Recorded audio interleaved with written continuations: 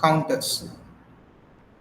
Ripple counter or asynchronous counter. Ripple counter is also called as negative edge trigger when the output of a flip-flop is used as the clock input of the next flip-flop. It is called as ripple counter or asynchronous counter. Here A output is used as a clock for next and B for next flip-flop. And here the output characteristics actually increases one by one until the maximum state is reached, and then once again it goes to 0 0 form.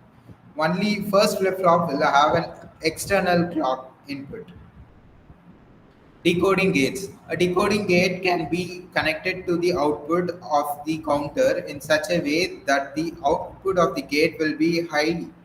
Decoding gate will be high only when the outputs of the all the counter gates are high. So when here it is 1 1 1, you will get an answer as 1. Otherwise, always it is 0. So when you get an 1 as answer and all the outputs are 1, then that means that the asynchronous counter is working properly. So shift counter or Johnson counter. This is one of the important counters, and it is constructed by inverse feedback in a serial shift register. So here T is connected to K and T bar is connected to J. Otherwise Q is connected to J and Q bar to K, and so on. It is directly connected except to the final to first flip flop connection. So here only clock pulse is connected, and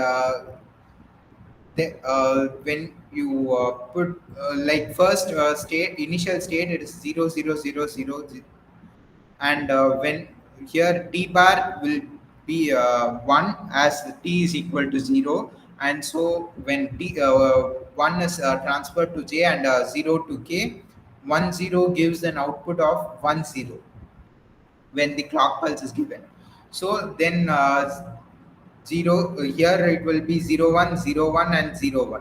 Once again when the clock pulse is given in the second flip flop, again there is a shift of 1 and 0 here, and again you will get a 1 and 0 because here it is 0 and 1 which is shifted here, and 1 and 0, and so on. This continues, and then when it is 1 0 here when shifted to this side, when j is equal to 1 and I mean j is equal to 0 and k is equal to 1, you will get a 0 1 once again, and you will get all the initial final states as 0 once again, as you can see in this table. Next, ring counter. Ring counter, instead of Johnson counter type, there is here T is connected to J and T bar is connected to K. Instead of T to K and T bar to J, you have T connected to J and T bar connected to K. And you can see the output pulses given here, and there is a clear button too, where which will convert everything to 0, all the signals. This is next is a synchronous counter of JK flip flop of up counter.